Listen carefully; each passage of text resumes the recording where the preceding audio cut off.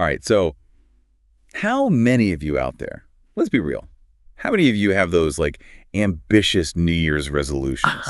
You know, this is my year, I'm going to write a novel, run a marathon, finally learn Klingon kind of goals.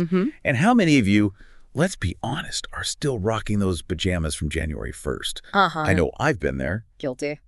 But what if I told you that there's a way to actually achieve those goals, even the ones that seem like impossible? That's what we're diving into today. I'm Terry. And I'm Sheri. And we're here to break down some fascinating research on personal development and self-improvement. Got a stack of experts. We're going to help you sift through it all, right? To find those golden nuggets. Yeah. Stuff that'll actually help you level up your life. Absolutely. Think of us as your personal development cheat sheet. Right. No more wading through endless pages of self-help jargon. No. We're giving you the good stuff, straight up. And trust me, some of these strategies are surprisingly simple, even a little weird. Oh, yeah. But they work. Okay, so before we reveal the weird but effective trick. Oh, yeah, that's coming. Yeah. Let's start with the foundation of any successful personal development journey. And that, my friends, is understanding your why. Your why, yeah. It's like building a house. You wouldn't just start slapping bricks together without a blueprint, right? Right. Your goals are the bricks. Okay. And your why is the blueprint that guides you toward creating the life that you truly desire. Okay, so how do we uncover this magical why? Yeah. Is there, some secret decoder ring we need? Not quite, but it does involve some introspection. Yeah. One technique that the experts recommend is values clarification. Okay. It's all about figuring out what truly matters most to you. Okay. Think about it. Family, health, creativity, freedom, adventure, learning. What are the core values that drive your decisions? The things that make you feel fulfilled? That's where journaling comes in handy, I think. You know?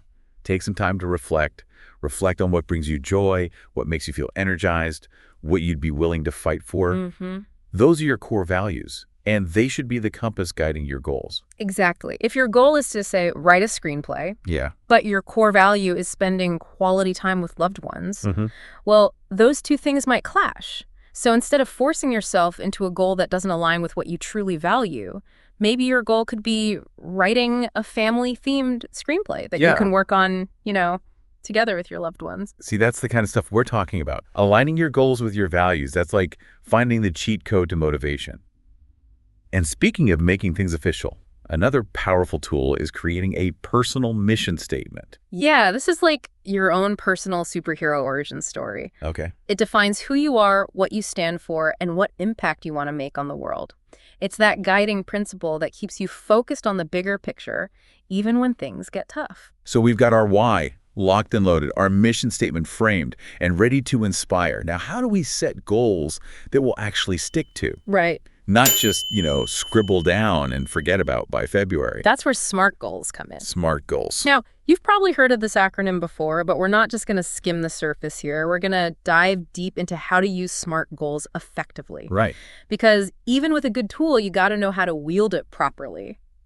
Okay, so for those who need a refresher, SMART stands for specific, measurable, achievable, relevant, and time-bound. Yes. But let's go beyond the definition and get into real-world application. Right. So instead of saying, I want to get fit, which is vague, and a SMART goal would be, I will work out 3 times a week for 30 minutes each session for the next 3 months. Ooh, now that's specific. I know exactly what I need to do, how often, and for how long.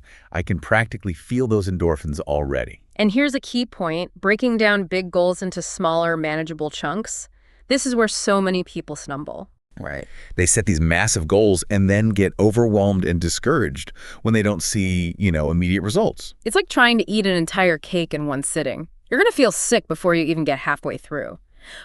But if you slice that cake into manageable pieces, well, that's a different story. Exactly. Breaking down your goals makes them less intimidating and allows you to celebrate those small wins along the way, which keeps you motivated and on track. Okay. Speaking of staying on track, one of the simplest yet most powerful things you can do is write down your goals. It sounds almost too easy, but trust me, it works wonders. I've heard this before, but I have to ask. Why does writing things down make such a difference? Is it some kind of psychological magic trick? It's more about making things tangible. When you write down your goals, you're taking them out of the realm of abstract thoughts and making them concrete. It's like creating a contract with yourself, and suddenly it feels a lot harder to back out. It's like those terms and conditions we all agree to without reading. Once you've clicked that button, you're committed. And here's another pro tip. Share your goals with someone you trust. This adds a layer of accountability, gives you someone to cheer you on and offer support when you need it. Plus, it's a lot harder to hit snooze on that morning workout when you know your buddy's waiting for you at the gym. Accountability buddies are the best. Yeah. They're like those little angel and devil figures on your shoulder, but instead of whispering temptations, they're reminding you of your awesome goals. Yeah. And helping you stay focused. Now, let's get to the good stuff, the secret sauce, that makes achieving goals feel almost effortless. We're talking about the fascinating world of habit formation. Oh, yeah. Habits. Habits are the autopilot of our brains. Okay. They allow us to perform actions automatically without conscious effort. So if we can get our good habits working for us, we're basically on the fast track to success, right? Absolutely. But how do we make that happen? That's what we'll dive into next. But before we do, don't forget to like, subscribe, and comment below. Also remember, this is not professional advice. We're just two regular folks who are passionate about self-improvement. See you in part 2. Okay, bye. Welcome back to the deep dive. We left off talking about habits, right? Those automatic actions. Right. Yeah. That can quite literally make or break our progress towards our goals. Yes. We were just about to uncover the secrets to making those good habits stick. Yeah. Even when motivation, takes a 5-day vacation to the Bahamas. Yeah. Because let's face it, we're not always going to wake up feeling like a productivity ninja, are we? Absolutely. Motivation can be so fickle, like the weather. Yeah. Some days it's sunny and bright, urging us to conquer the world. Other days it's gloomy and rainy, making even getting out of bed feel like a Herculean effort. Okay, so what's the solution? Do we need to download a motivation app? No. Or hire a personal cheerleader to follow us around with pom-poms? Not quite, although a personal cheerleader might be fun. Okay. The key is to shift our focus from relying solely on motivation, which is fleeting, to building solid habits, which act as a backbone, providing structure and momentum even when motivation dips. Oh, okay. So even when we're not feeling that initial spark, our habits are there to keep us going, almost like a safety net. Exactly. Think of it this way. Motivation is like the starter motor that gets your car going. Okay. But habits are the engine that keeps you cruising down the highway towards your goals. Love that analogy. Yeah. So how do we actually build these powerful habits? Right. I've tried and failed so many times. I'm starting to think I'm just not a habit person. I hear you. I want to assure you that everyone is capable of building habits. It's not about willpower. It's about understanding the science behind habit formation and using it to our advantage. And one of the most effective strategies, which might sound a little counterintuitive, is the start small approach. Remember that weird but effective trick we mentioned earlier? Oh, yeah. Could this be it? Tell me more. You got it. Starting small is the key to unlocking those big changes. Instead of trying to, overhaul your entire life overnight, focus on incorporating tiny, almost ridiculously small habits into your routine. Okay, so let's say my goal is to finally write that novel I've been dreaming about. Okay. Are you suggesting I start by sharpening my pencils every day? While sharpening your pencils is a noble endeavor, we can aim slightly higher than that. How about committing to writing just one sentence a day? One sentence? That seems almost embarrassing. Exactly, and that's the point. By setting the bar so low, you eliminate all excuses, all barriers to entry. You can't possibly say you don't have time for one sentence. I guess that's true. But how does one sentence a day magically transform into a completed novel? It's not magic, but it is a powerful psychological trick. Once you've written one sentence, you've broken the inertia, and often you find yourself writing 2 sentences, then a paragraph, then a whole page. It's like a snowball effect. That tiny start creates momentum, and before you know it, you're making significant progress without feeling overwhelmed or burnt out. This is blowing my mind. So starting humiliatingly small is like tricking your brain into taking action by making it seem so ridiculously easy that it can't resist. Precisely. And the beauty of this technique is that it applies to any goal, no matter how big or complex. Want to start exercising? Do 1 push-up a day. Want to learn a new language? Listen to 1 minute of a podcast each morning. Okay, I'm officially on board with the start small strategy. But how do we take those tiny starts and turn them into, well, not so tiny habits? Yes. Because I'm all about efficiency. Is there a way to supercharge this process? There is, and it involves another clever technique called habit stacking.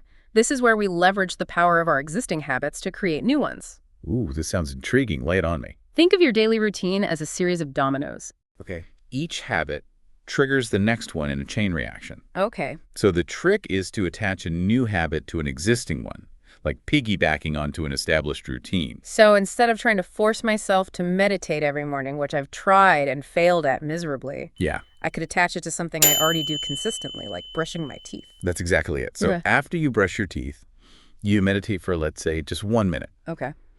The existing habit acts as a trigger, making it easier to remember and stick to the new habit. Brilliant. So I'm basically hacking my brain's autopilot system. Yes. Love it. But let's be honest, even the best laid habit plans can go astray. Right. What happens when motivation dips or life throws us a curveball? How do we stay on track when things get tough? Great question. And this is where the importance of adaptability comes in. Okay. Life is constantly changing, and our goals should be flexible enough to adapt with us. It's like trying to squeeze into a pair of jeans from high school. It might have worked back then, but now it's just not going to happen. Right. Clinging to goals that no longer align with our current circumstances or priorities is a recipe for frustration and disappointment. So it's essential to regularly check in with our goals, assess whether they're still serving us, and be willing to adjust them as needed. This is giving me permission to finally ditch that goal of learning to play the accordion that I set, years ago. But seriously, I think it's important to remember that letting go of a goal that no longer fits doesn't mean we failed. It just means we're evolving and prioritizing what truly matters at this stage in our lives. Beautifully said.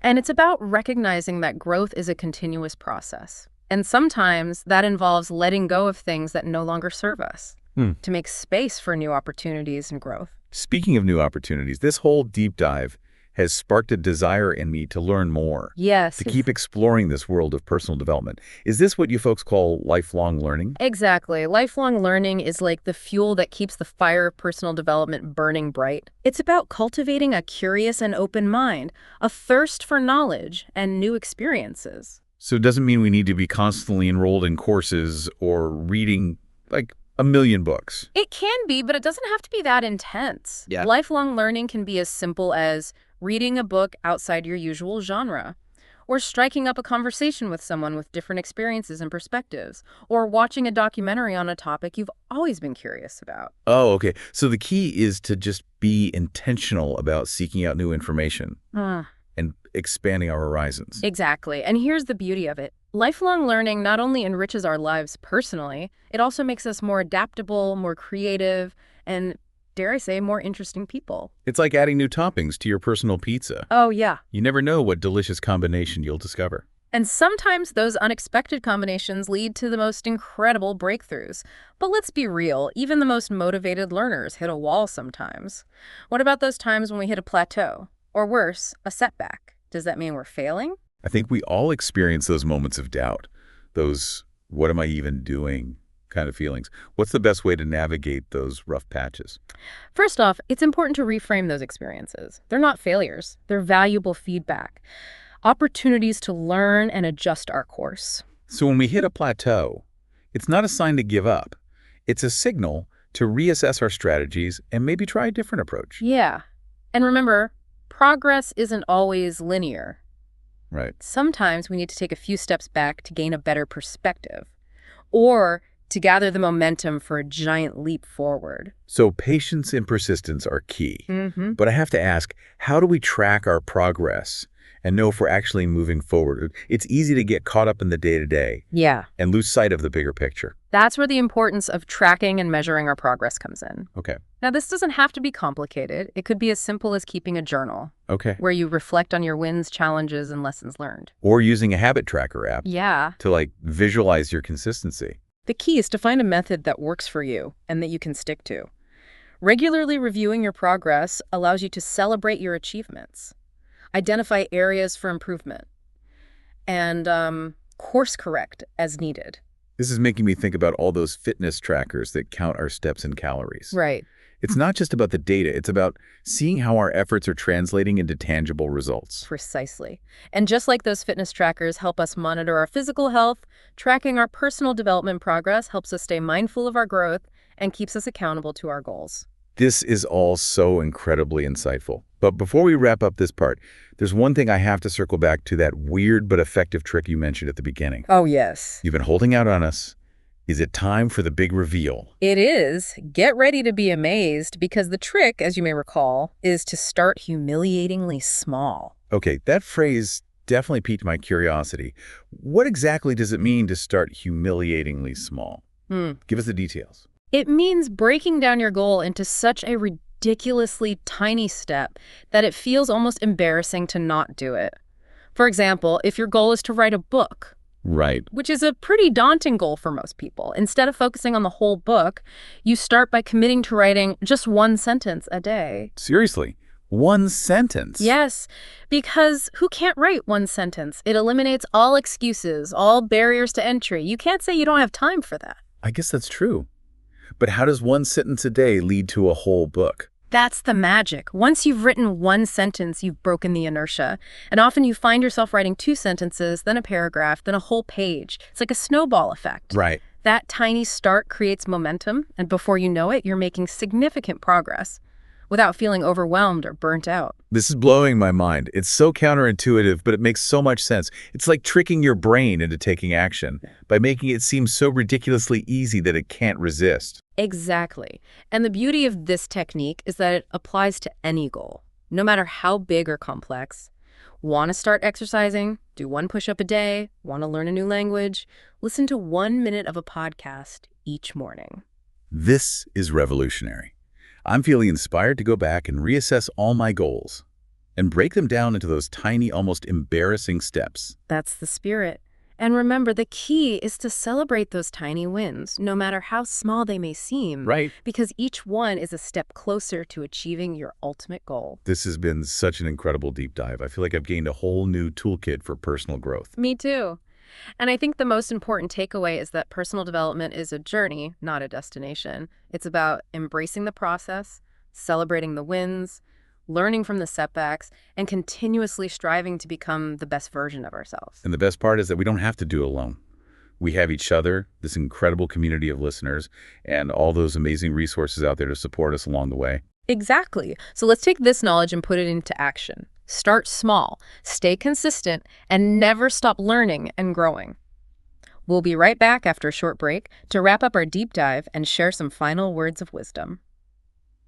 Welcome back to the deep dive. We're wrapping up our exploration of personal development. And I'm feeling supercharged, like with all these insights that we've uncovered. Me too. Who knew achieving our goals could be so simple, yet so effective? Right. It's amazing how these seemingly small tweaks to our mindset and our habits can lead to such profound shifts in our lives. I'm already plotting ways to incorporate humiliatingly small starts, into all my goals. But before we get carried away with our newfound motivation, let's talk about the long game. Right. Personal growth isn't just about checking off a to-do list, right? Absolutely. It's about cultivating a growth mindset. Okay. That belief that we can continuously learn, evolve, and become the best versions of ourselves. And that's a lifelong journey, not a destination. So it's not like we reach level 10 and then we're done. Right. We can't just retire our self-improvement hats and coast on autopilot. I wish it were that easy, but just like we need to nourish our bodies with healthy food and exercise, right, we need to nourish our minds and spirits with continuous learning and growth. Otherwise, we risk becoming stagnant and falling back into old, unhelpful patterns. Feels like a muscle. Yeah. If we don't use it, we lose it. Yeah. But how do we make sure we keep that personal development momentum going? Yeah. Life gets busy. It's easy to let those good intentions fall by the wayside. That's so true. One strategy that's really helped me is to kind of integrate personal growth into my daily routine. Okay. And not treat it as a separate chore. Right. And one of the easiest ways to do this is by incorporating micro habits. Micro habits. Those tiny but mighty actions that over time create a big impact. Ooh, I'm all about micro habits. Give us some examples. What kind of micro habits can we sprinkle into our lives? It could be as simple as reading for 10 minutes before bed. Yeah. Writing down 3 things you're grateful for each morning. taking a 5-minute walk during your lunch break. Yeah. Or even just spending a few minutes each day practicing a new skill. I've been trying to incorporate like a 5-minute stretching routine into my workday. Oh, yeah. And it's made a huge difference in like my energy levels and focus. Plus, it's a great excuse to get away from my desk for a few minutes. Exactly. Yep. Those small actions not only contribute to our personal growth, but also help us feel more grounded, balanced, and, in control of our lives. Right. And that sense of control is so important, especially when things feel chaotic. And the best part is, like, these micro habits are so easy to fit into even the busiest schedules. It's not about finding, an extra hour in the day. Right. It's about being intentional with the minutes we already have. But let's be real, even with the best intentions and the best strategies, we all need a little support sometimes. It's not always easy to go it alone on this personal development journey, is it? Absolutely. That's why surrounding ourselves with a supportive community can make all the difference. Yeah. This could be a group of friends who share similar goals, a mentor who guides and inspires us, or even an online community where we can connect with like-minded individuals. I've found that having that support system is like having a team of cheerleaders, like cheering us on, Yeah. But also a group of accountability partners that keep us honest and motivated. We all need that little nudge sometimes. And don't underestimate the power of sharing our knowledge and experiences with others. Teaching what we've learned not only solidifies our understanding, but it also creates a ripple effect, inspiring others to embark on their own personal development journeys. Like paying it forward, spreading the good vibes of self-improvement. And who knows, we might even learn something new in the process, right, from the people we're teaching. Exactly. Because remember, personal development is not a solo endeavor. It's a collaborative journey where we learn from and inspire each other. Well, that's a beautiful thought to end on. As we wrap up this deep dive, I'm feeling incredibly grateful for all the wisdom we've gained from the source material and for the opportunity to share it with our amazing listeners. And I want to express my gratitude to you, our listeners, for joining us on this adventure. Yeah. Your willingness to learn, to grow, and to become the best versions of yourselves is truly inspiring. And don't forget to like, subscribe, and comment. Yes. So, as we sign off, we want to leave you with this final encouragement. Never stop exploring. Never stop learning, and never stop believing in your own potential. The journey of personal development is an ongoing adventure, and the rewards are immeasurable. And remember, even the smallest step forward is a victory worth celebrating. So keep shining your light, keep spreading your wings, and keep reaching for the stars. We'll be here to cheer you on every step of the way. And remember, this is not professional advice, just two friends sharing what we've learned. Until next time, keep diving deep and keep growing. And hey, if you really appreciate our work and want to help us keep creating awesome content, you can find us on Patreon. That's patreon.com/McAllister. Or if you just want to buy us a coffee, head over to buymecoffee.com/Jamie McAllister. All content, copyright Jamie McAllister.